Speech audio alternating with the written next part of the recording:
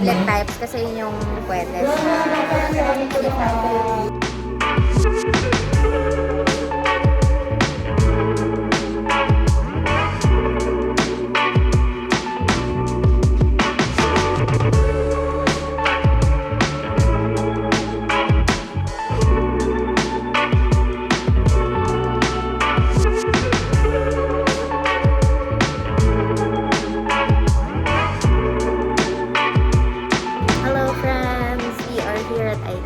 Andito ang gang forever.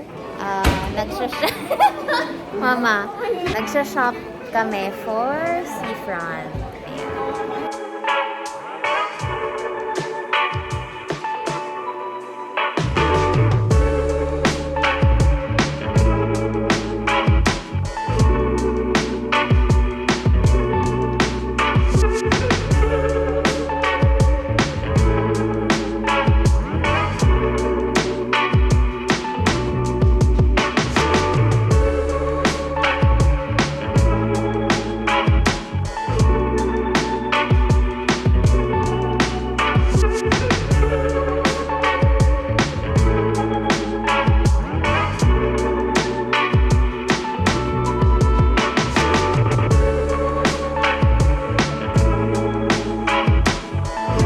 Are almost done. Yay! Ito yung mga nabili nating accent lights for SeaCove. Tapos bumili tayo ng ano ba yan? Mat.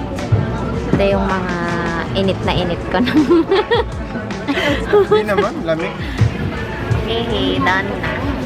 Good morning, friends. It is a Saturday and tignan nyo naman ang bahay. Puro SeaCove stuff.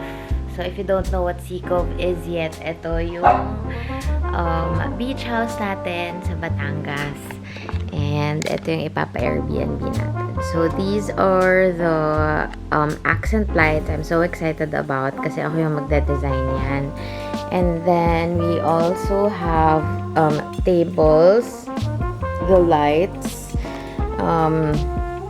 itong mga dried flowers that we'll arrange. Cups and saucers, tsaka more kitchen stuff. We also bought a rattan mat.